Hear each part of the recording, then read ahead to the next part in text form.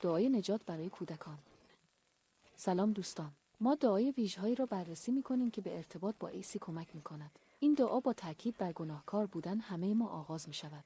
این طبیعی است. سپس ما باور داریم که عیسی برای ما بر روی صلیب مرد تا نجات یابیم. گناهانمان را از عیسی می‌خواهیم ببخشیم. لحظه‌های بسیار ویژه است. ما اجازه می‌دهیم عیسی به زندگی ما وارد شده و آن را با عشق پر کند. عیسی را به عنوان خداوند و نجات دهنده‌مان می‌پذیریم. این یک تصمیم بزرگ است. ما از عیسی به خاطر بخشش گناهان و هدیه زندگی ابدی سپاسگزاری می‌کنیم. بیایید شکرگزاری کنیم. این زمان شادی و امیدواری است.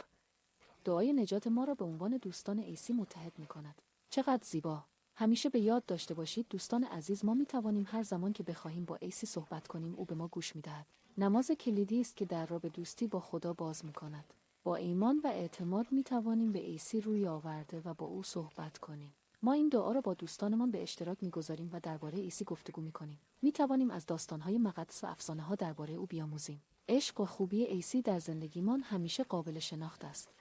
ما همه می‌توانیم در داستان شگفت‌انگیز نجات شرکت کنیم.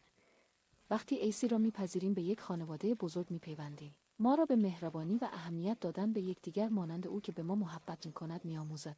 نماز نجات یک هدیه واقعاً زیبا است که پر از امید، عشق و نور است. پس فراموش نکنید که هر روز دعا کنید و قلبتان را به عیسی باز کنید. نماز نجات آغاز یک سفر شگفت‌انگیز با عیسی است. عشق خود را به او می‌توانیم از راه‌های مختلف از جمله هنر ابراز کنیم. به اشتراک گذاشتن خبرهای خوب عیسی بخشی از شادی ماست. به عنوان دوستان تجربیات خود را به اشتراک می‌گذاریم و در عشق عیسی رشد می‌کنیم. جامعه ایمان جایی است که می‌توانیم از یکدیگر حمایت کنیم. عیسی همیشه با ماست و ما را راهنمایی می‌کند. ما هرگز تنها نیستیم.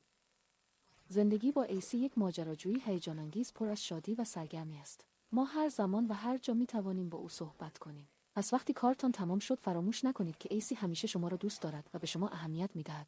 متشکریم که امروز همراه ما بودید. به زودی شما را می‌بینم. خداحافظ. دعای نجات. خداوند عیسی، من اعتراف به گناهکاری دارم. خلاصه من ایمان دارم که تو بر روی صلیب برای نجات من مردی. در این لحظه از تو می‌خواهم که همه گناهانم را ببخشی. قلبم را برای تو باز می‌کنم. به قلبم بیایی خداوند عیسی. تو را به عنوان خداوند و نجات دهنده‌ام می‌پذیرم. متشکرم ای عیسی که همه گناهانم را بخشیدی و زندگی ابدی به من دادی به نام عیسی. آمین. خلاصه داستان‌ها و تعالیم عیسی در کتاب مقدس. بیا و کلمات ناطق عیسی را در وبسایت زسهز سر بشنو.